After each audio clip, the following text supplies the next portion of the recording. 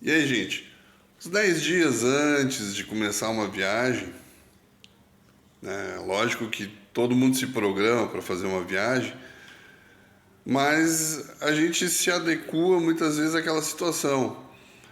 Para onde a gente vai? Vai estar frio, vai estar quente, né? Vou precisar levar algum documento diferente, tipo, preciso levar passaporte, preciso levar carteiras de vacinação. Então, qualquer preparação de viagem, a gente, pelo menos uns 10 dias antes, uma semana antes, a gente começa a colocar as nossas coisas por cima de uma mesa. E aí a gente vai todo dia, olha, acho que isso aqui precisa ser levado, acho que isso aqui a gente pode deixar em casa, né? Isso ajuda muito na hora de montar a mala, né? E não esquecer absolutamente de nada. Então a gente, nessa viagem que a gente vai fazer para Boston, a gente tá nessa história. Nós estamos colocando em cima de mesa, nós estamos distribuindo em determinados locais coisas que a gente vai levar para a viagem e que não deve esquecer. Outro cuidado que a gente deve ter é, se vocês vão fazer uma viagem longa, para onde vocês vão vai estar frio, vai estar quente, né? Que temperatura que vocês vão pegar naquela cidade. A gente já está vendo de antemão que em Boston, a princípio, né, pelo que a gente está vendo, nós vamos pegar temperaturas que vão variar de 18 até talvez uns 8 graus.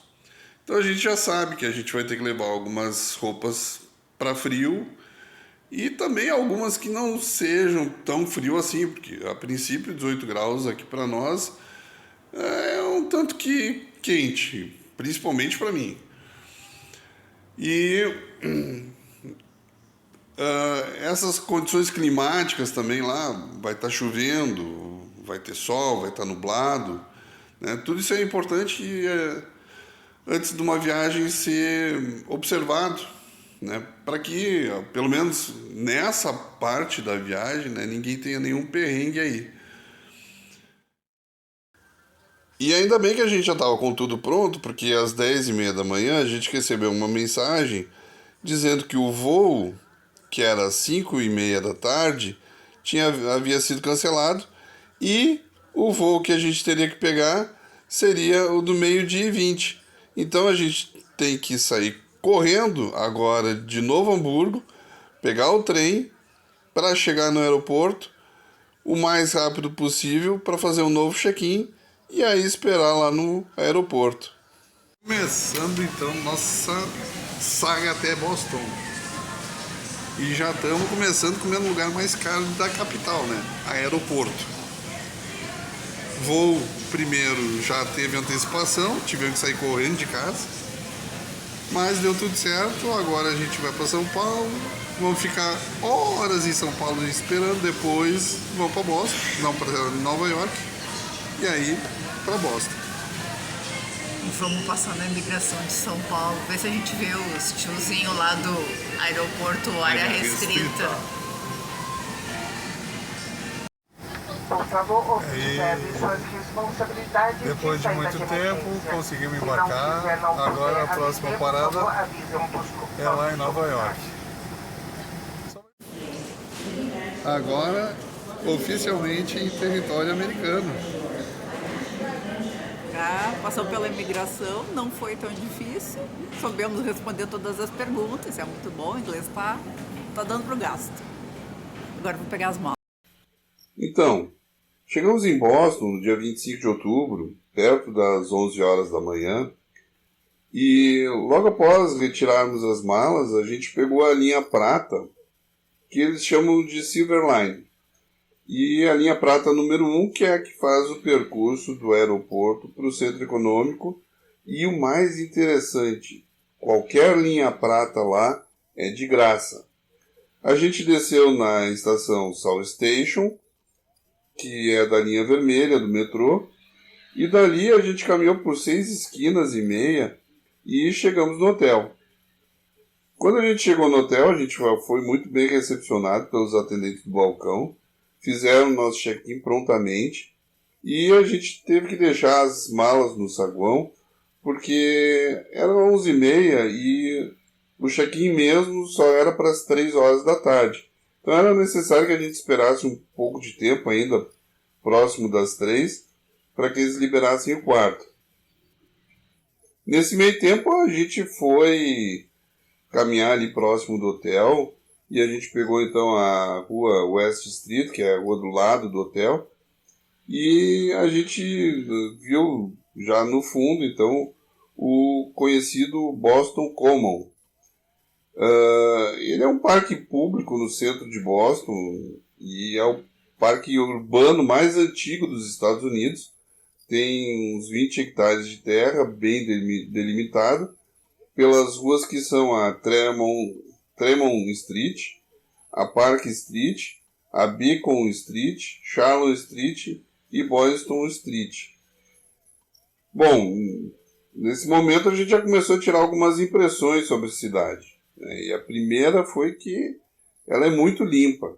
Mesmo as ruas mais estreitinhas são todas elas muito limpas, pouco movimento de carro, embora tivesse muito carro na cidade. E um pouco antes de andar então pelo parque, a gente parou basicamente num típico Burger King, né, só para matar a fome, né, e logo em seguida a gente já atravessou a rua, foi então caminhar no Common Park e já se deparou com um centro de informações turísticas, que na verdade era mais um centro de compras, né, para turista do que para informação propriamente dita. E lá todo dia, em horários pré-determinados, já saíam excursões por uma chamada Freedom Trail, que mais tarde a gente vai falar dela, mas é basicamente assim, são 4 km e 300 metros de percurso marcados pela cidade, em que as pessoas que vão estar guiando a gente relatam então os acontecimentos históricos da cidade.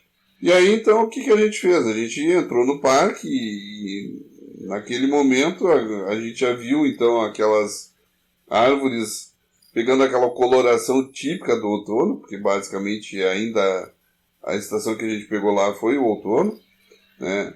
A gente viu esquilos correndo de um lado para o outro pelo gramado, catando nozes, né? E também a gente se deparou de início com algumas estruturas estranhas que pareciam braços, mas mais tarde a gente viu o significado da escultura, e também alguns monumentos. O primeiro que a gente parou para dar uma olhada foi o monumento aos soldados e marinheiros, que foi dedicado basicamente aos soldados e marinheiros da comunidade de Massachusetts que morreram na Guerra Civil Americana. Ele começou a ser construído em 1874 e foi inaugurado em 1877. Bom, a gente andou mais um tempo no parque e a gente viu que até os banheiros públicos eram muito limpos. E a pergunta que a gente fazia era: como uma cidade grande como Boston consegue manter esse nível de higiene?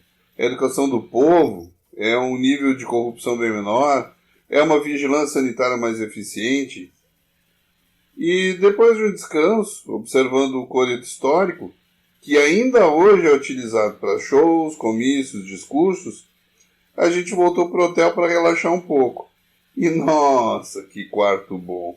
Os lençóis muito brancos, limpos, assim como as toalhas de banho, o banheiro e o chuveiro muito bons e uma boa estadia personalizada toda vez que se ligava a TV. Chegou a hora de jantar e no primeiro dia nós escolhemos o Back Deck, um restaurante bem simpático do outro lado da esquina, e a gente pediu uma cerveja de trigo bem refrescante, com aromas bem fortes e um sabor bem sutil de especiarias que se chamava Pumpkinhead. E depois a gente se arriscou na Rosemary Baby, que também é uma cerveja de abóbora assustadoramente boa, envelhecida em barris de rum. E a janta foi um filé de linguado e a sobremesa uma apple pie com sorvete. Então, dia 26 de outubro, a gente tomou café no George Howell, que é uma cafeteria que fica no hotel e tem em outros lugares também da cidade. E em seguida nós pegamos o metrô em direção ao mercado público. E aí a gente desce na estação High Market. O mercado público é pequeno, mas com muita coisa diferente, principalmente entre vegetais frescos. Nesse eu não vou aparecer, por enquanto, mas isso aqui é o mercado público, tipo o nosso mercado público de Porto Alegre. É bem grande, cheio de loja. Lá para trás tem a parte dos peixes, das verduras, o chão impecável, não tem um cheiro, é uma beleza. E aí o teu relato? Oi. E aqui as pessoas estão com as lojas fechadas e pedem desculpas porque estão fechadas. Não tem nada de cheiro e o atum aqui parece carne vermelha, é impressionante. É impressionante a quantidade de coisa que eles têm no espaço para cada loja bem pequena, até se a gente considerar que a gente está acostumado a ver em Porto Alegre. E o que nós descobrimos é que em Boston tem muito mercado público. Logo após conhecer o mercado público, a gente seguiu em frente e encontrou uma homenagem às vítimas do Holocausto, que faz parte também da Freedom Trail. Nesse monumento, havia vapor saindo do chão, que era para simular as câmaras de gás. E no outro lado da rua, a gente viu o centro administrativo, com a sede da prefeitura nova. Após uma parada para bater papo com duas estátuas do Jamie Michael Curley, que foi prefeito de Boston por 4 mandatos, a gente atravessou a North Street e viu também um monumento a Samuel Adams.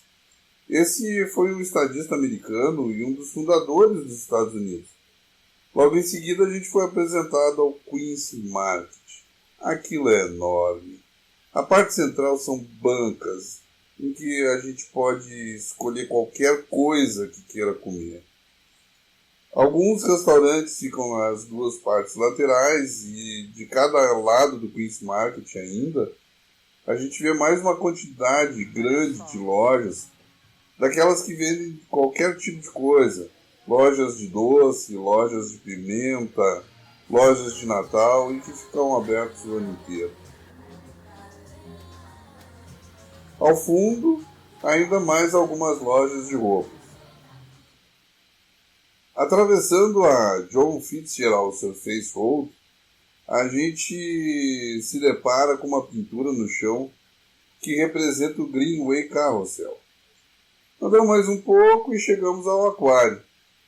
E ao entrar a gente se depara com várias espécies de pinguins e um tanque oceânico gigante. Na parte externa a gente pode ver os leões marinhos e ainda no passeio é possível passar as mãos nas arraias. Eu não quis.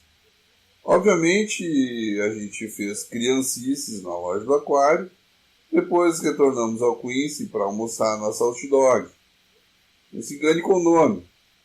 Ele é um restaurante de frutos do mar. Retornamos ao hotel, descansamos e saímos à noite para comer. Ainda numa área próxima do hotel. E na rua a gente encontrou cinemas e teatros e um café muito simpático, chamado Nero Café, que eu insistia muito em chamar de Nerd Café. Afinal de contas, as paredes eram cheias de prateleiras com livros, sem nenhum romano doido querendo botar fogo em tudo. Para mim, nerd fazia mais sentido. Dia 27 de outubro. Tomamos café de novo no mesmo George Howell. É decorado. Um deles é marronzinho, o outro é verde. Ou seja, eu vou virar Hulk. E a Josi vai ficar mais moreninha. Finalmente. E em seguida pegamos o metrô em direção ao Museu de Artes de Boston, que fica próximo da estação Ruggles. Até o caminho do museu a gente passou pela Northwestern University, cercada de árvore com aquelas folhas no tom de outono e algumas esculturas no meio do caminho. O museu abre às 10 e nós chegamos lá, era 10h30.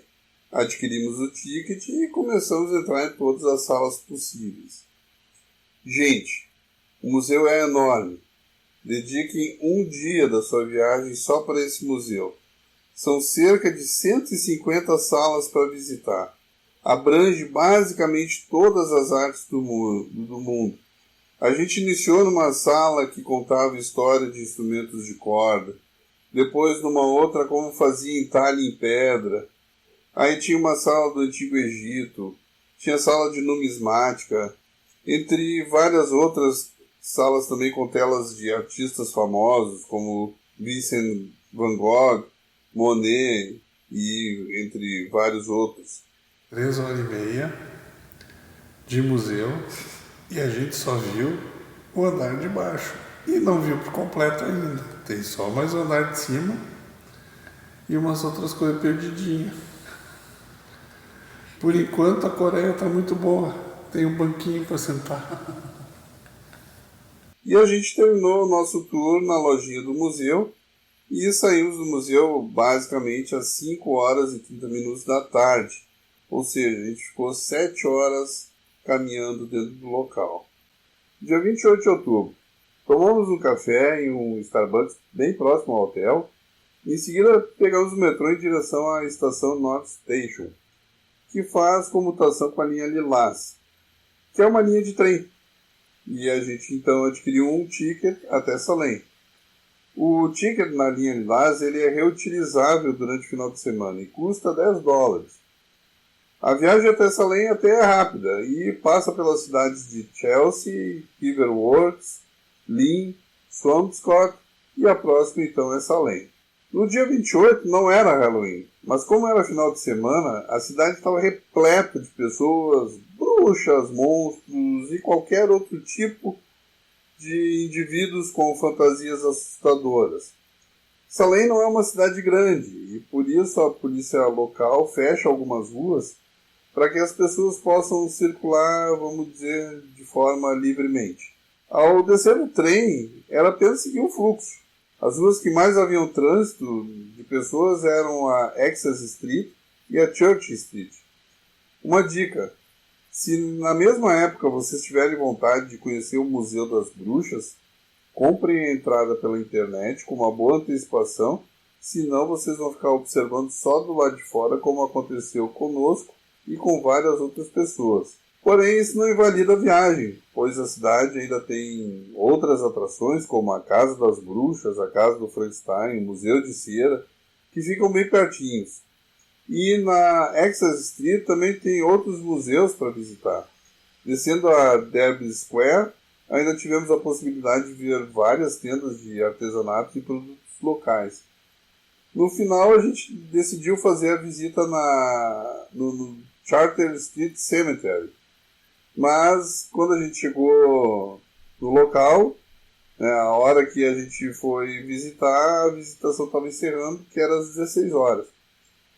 Mas também tem ingresso para comprar e a gente então decidiu deixar os mortos descansar em paz e retornamos para o trem para voltar para Boston. No dia 29 de outubro, o dia começou nublado, levemente chuvoso e decidimos então fazer um passeio em local fechado.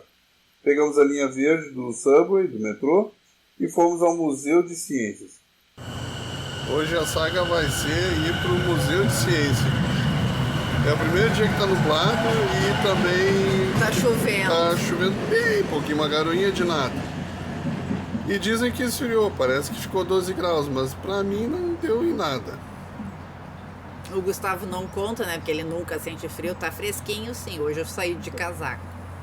Mas vamos ver qual é que é agora. Depois de caminhar muito, pode ser que a gente comece a ficar com calor. Gente, é muito grande e completamente interativo.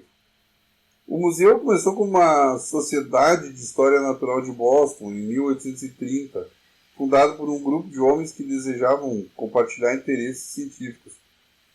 E ele era mais comumente chamado de Museu de História Natural de Boston, no século XIX. E mais tarde ele foi batizado de Museu de História Natural da Nova Inglaterra. E em 1939 ele foi renomeado então como Museu de Ciências. As salas de exposições são definidas por cores.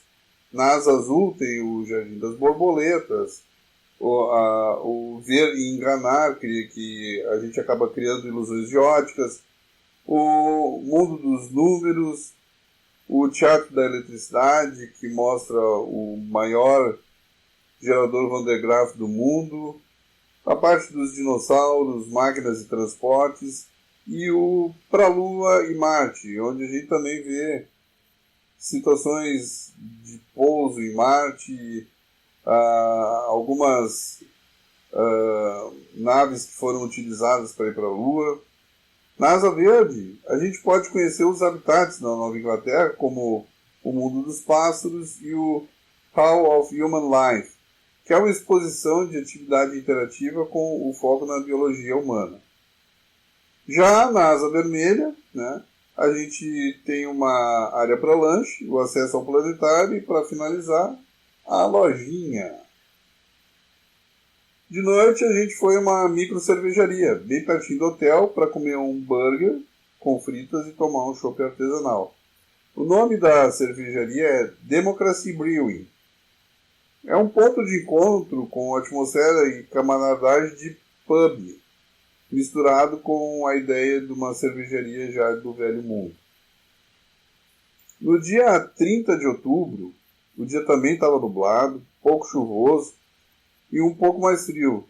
E aí a gente pegou o metrô em direção a Back Bay para visitar a biblioteca pública. Oiê, vamos hoje para a terceira maior biblioteca dos Estados Unidos. Hoje o dia também está nublado, tá uma chuvinha que às vezes tipo chove e não molha. E baixou um pouquinho a temperatura, tá em torno dos 12 graus. Amanhã para estar em torno de 2. E quarta para estar -1. Vamos ver se vai se criar mesmo. A gente acha que não vai ser tão frio assim. E é o bom de hoje que as atrações são tudo de graça. É verdade. Hoje a gente só tem que se preocupar em pagar comida. Então, E as lembrancinhas. yes. Mas antes, a gente também gostaria de ter conhecido a primeira igreja episcopal, mas ela estava fechada. Tudo bem, acabamos conhecendo outra igreja que foi a Old South Church, uma igreja católica fundada em 1669. O interior da igreja é exuberante.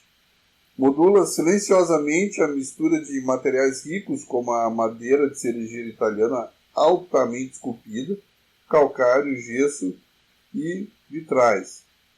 Saindo da igreja, simplesmente atravessamos a rua e entramos na Biblioteca Pública de Boston, fundada em 1848, e é a terceira maior biblioteca pública dos Estados Unidos. Chama muita atenção o pátio central com uma fonte e um jardim muito bem cuidado, e a sala Bates Hall no edifício McKean, que também é impressionante. Ao retornar para o hotel, paramos antes em Chinatown para conhecer o bairro e tirar a típica foto do pórtico. Como o Chinatown fica a uns 5 minutos de caminhada até o hotel, logicamente a gente foi a pé. E à noite a gente foi jantar no restaurante do hotel, o Ruka, que é um típico restaurante de cultura peruano-asiática, transportando os hóspedes para um mundo rico e vívido das paisagens dramáticas e cidades vibrantes da América do Sul, com design orgânico e um serviço dinâmico. A comida é um tanto apimentada, então peçam para o chefe diminuir a pimenta caso vocês quiserem. E não esqueçam de pedir a sobremesa, o Big Fish, que é um waffle de taiyaki com manteiga. O taiyaki é um bolo japonês em formato de peixe, banana caramelizada, sorvete de lúcuma, que é um pequeno fruto arredondado de casca verde escura e uma polpa amarela com um cheiro e sabor mais adocicado e semelhante à baunilha, sorvete de figo da Índia, calda de chocolate, amendoim picante quebradiço e caramelo com manteiga de amendoim. Essa é uma experiência de sabor inesquecível e um prato serve muito bem 2 pessoas. No dia 31 de outubro, Já o Halloween, pegamos a linha vermelha do metrô e paramos na estação Harvard. Fomos conhecer a famosa universidade. Queríamos ter feito também o MIT, mas não deu tempo. O dia estava ensolarado e até que um pouco frio. Caminhamos um pouco pelo campus e depois visitamos o Museu de Harvard, que a entrada é de graça. Muita arte que ia desde a Idade Média até a atualidade. Já na noite, saímos pelo bairro de Beacon Hill para ver o legítimo Halloween, que é uma versão abreviada das frases All Hallows Eve ou All Hallows Evening, que significa véspera de Todos os Santos ou Noite de Todos os Santos, na tradução para o português. O Halloween vem do antigo festival pagão, celebrado pelos celtas há mais de 2000 anos. E nessa noite, as duas principais ruas mais decoradas do bairro, a Mount Vermont Street e a Chestnut Street, também foram fechadas para o trânsito de carros para que as crianças e alguns adultos pedissem seus doces. Era muita gente subindo o morro, completamente alegre, com os donos das casas com suas portas abertas para distribuir doce e suas decorações completamente assustadoras, no limite. No dia 1º de novembro, fomos conhecer o mesmo bairro, Beacon Hill, só que agora durante o dia. Tomamos um café da manhã na Starbucks e depois saímos para desbravar uma das áreas mais pitorescas de Boston, formada por ladeiras ladeadas de casas de tijolo em estilo federal e vitoriano, iluminadas por lamparinas bastante antigas. Uma coisa que chama atenção é a cúpula dourada do edifício estadual de Massachusetts, que tem vista para o Parque Boston Common. Também a gente foi conhecer a Corn Street, que é uma das ruas mais fotografadas do país, e é conhecida pela sua verdadeira estrada de paralelepípedos, lâmpadas acesas ainda a gás, calçadas de tijolos vermelhos e uma aparência histórica geral. O beco de paralelepípedos da Accord Street foi construído em 1823, quando abrigava artesãos e trabalhadores em gerais, quase 200 anos atrás. Hoje, passear entre essas espigas é basicamente como voltar ao tempo. No dia 2 de novembro, voltamos ao mercado público para tomar um café e fazer um city tour, que dura cerca de 2 horas, passando por vários bairros, uns que a gente já havia conhecido e outros que foi novidade. No final do city tour, encontramos o Gordon Ramsay Burger, um lugar agradável com ótimo atendimento e a comida, um hambúrguer muito saboroso. E, como tudo que é bom, um dia acaba, dia 3 pela manhã, tivemos que fazer nosso check-out e tomamos rumo ao aeroporto para mais 25 horas de viagem até chegarmos em casa. It's time to say goodbye to Boston.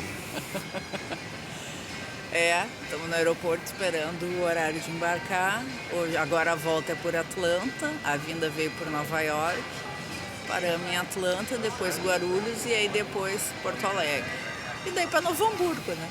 Casinha, Little House. Bye.